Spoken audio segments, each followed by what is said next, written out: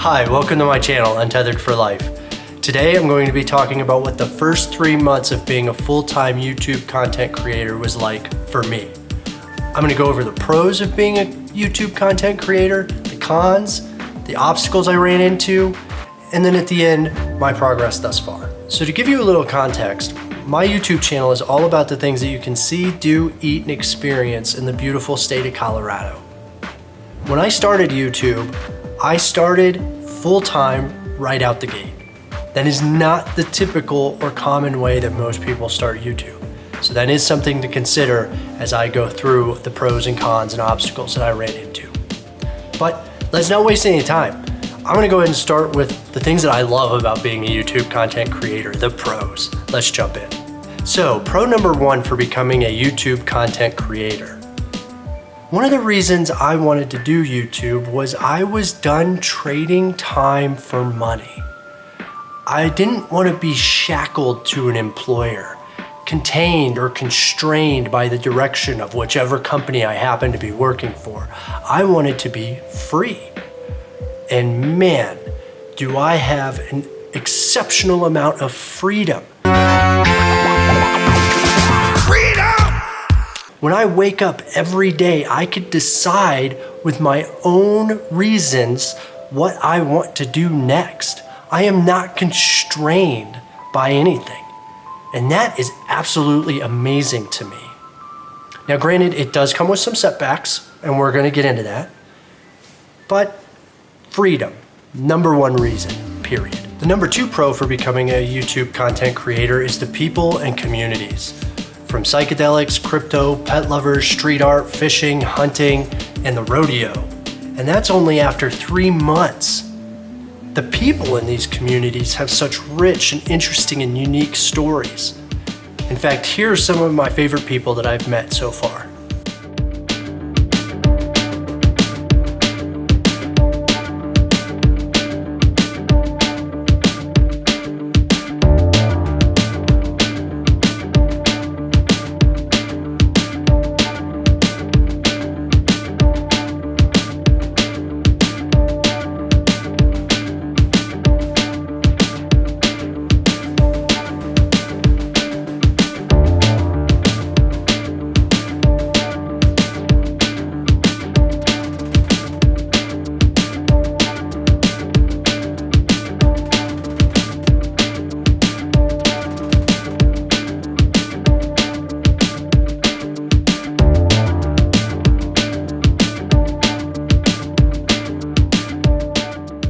The third pro about being a YouTube content creator is that you can have your own voice and share things that you love or are passionate about.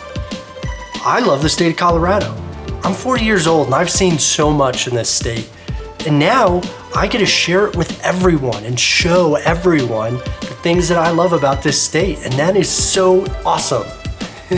So the first 3 months have been filled with obstacles. I'm gonna go over the obstacles that I've had, and I'm guessing many new YouTubers struggle with some of these obstacles as well. Obstacle number 1 is the learning curve. The learning curve has been tremendous.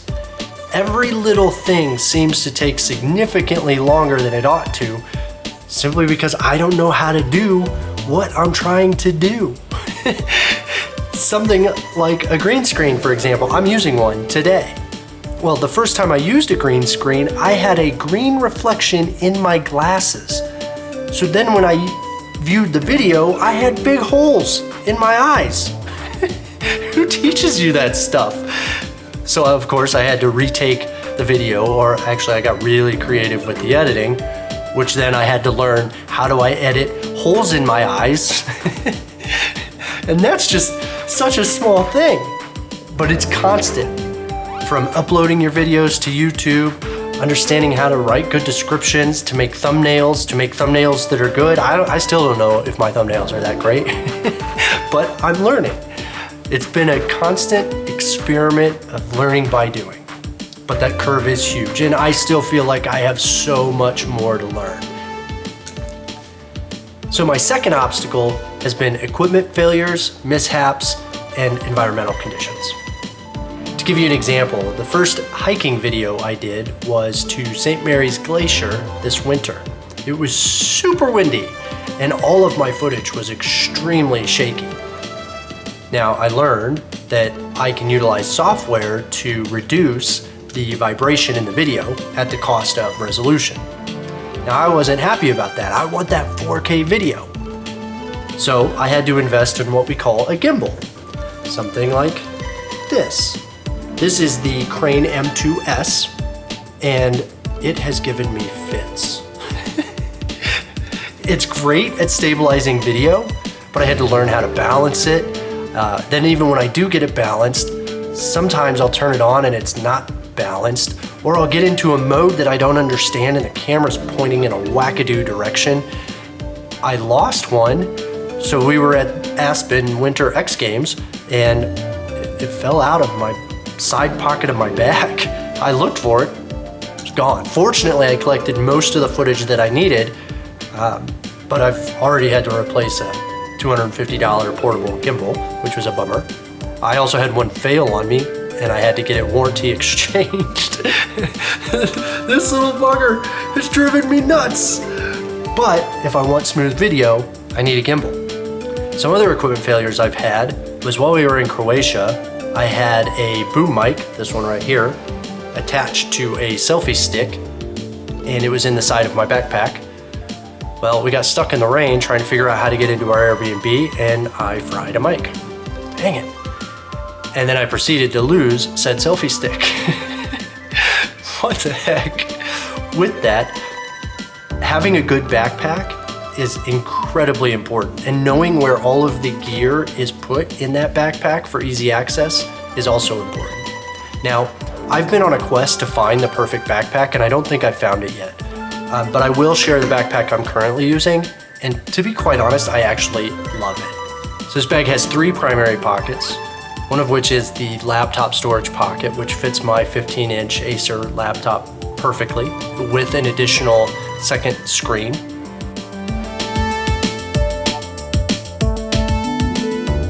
There's 2 front pockets. I love this little triangle pocket here for storage of my SD cards, and there's a privacy pocket on the back. It's aesthetically nice, and it's fairly comfortable to move around in. Now, all of the equipment I've mentioned here, I'll go ahead and throw links down below that you can check out if you're interested in following in my footsteps. So when you get into YouTube content creation, I think having a dedicated space for filming the talking head portion of your videos is extraordinarily important, like I'm doing right now. I shoot in my living room.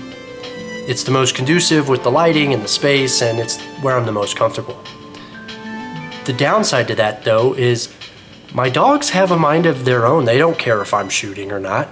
And every time they walk around, their little nails clicky-clack, click, click, click, click on the hardwood floor, or they bark, or they want to sit in my lap. I cannot tell you how many takes have been interrupted because my dogs want to either sit in my lap or they see something outside. The third obstacle that I've personally been facing is getting sick. So I've been at this about 100 days now, and I'd say roughly 20 of those days I have been severely sick. When we returned from Croatia at the beginning of this journey, I got food poisoning and I was vomiting and having gastro problems for roughly 5 days.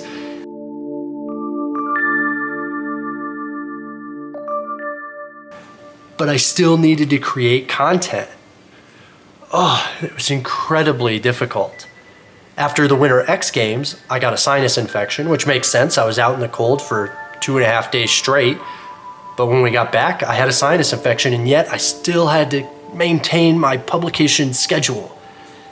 And then right now, in fact, the reason I'm shooting this recap video is because I'm isolating, as I was recently diagnosed with COVID. Like, what the heck is going on? Can I not get sick for longer than a month? That would be awesome. And of course, when you get sick, it's hard to have that energy and be in front of a camera and try not to cough or sneeze or snort, which I have done quite a bit of even today. But what do? It's a part of life. At this point, we've talked about the pros of being a YouTube content creator, as well as some of the obstacles. Now, I'm going to delve into some of the cons.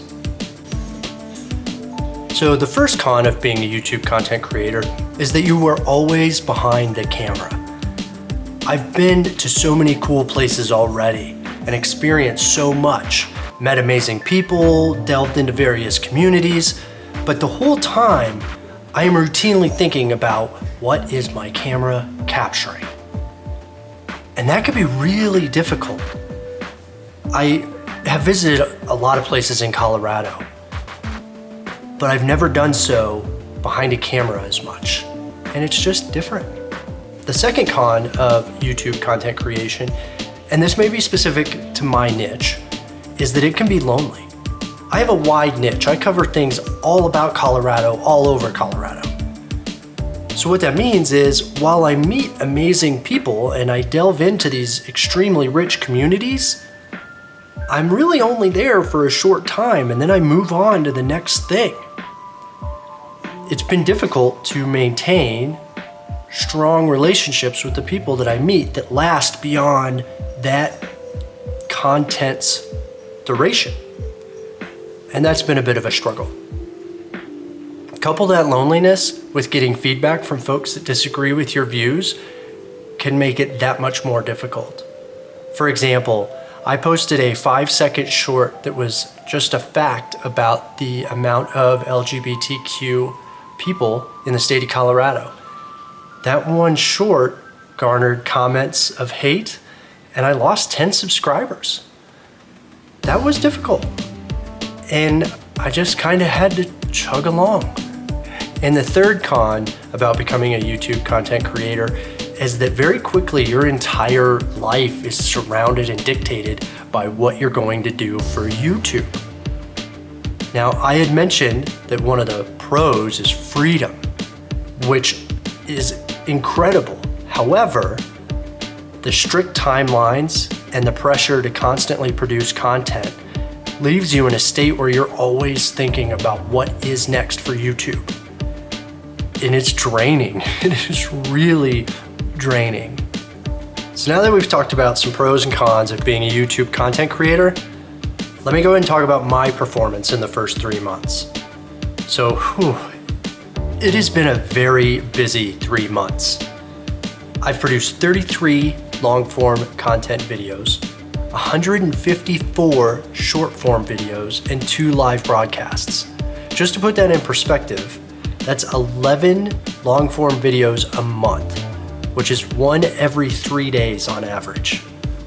So my long-form content has a little over 3,900 views, and I currently stand at 264 subscribers. I am moving faster than average, but it is definitely a lot of work up front to reach that YouTube monetization goal. So there you have it. That's been my first 3 months as a YouTube content creator. Now, just a few more things. I do have to thank my beautiful wife, Amanda. I wouldn't have had the runway and the capacity to put in as much work to this without her support. So thank you, Amanda. Also, there have been so many beautiful moments that are going to be difficult to replace or emulate anywhere else. Such as when I published my video about Colorado Pet Pantry. I promoted it on Facebook, and shortly after, minutes after, I got a message asking, hey, how do I get food for my pets? It was a beautiful moment, and I'm going to cherish that moment. I'll also say I'm going to delve into some deeper, murkier waters coming up very soon. I am going to let my voice come out more, even at the cost of potentially losing viewership, because I can, because I have that freedom. YouTube has been a great experience so far, and I'm really looking forward to where it goes. And if you have any questions about my first 3 months, or you want advice or opinions or whatever, feel free to reach out to me. The link on my channel will take you to my webpage. You can email me. You can leave comments, of course, in the video. And if you love Colorado, you should subscribe to my channel because I cover a lot of cool Colorado stuff. Thank you. Bye.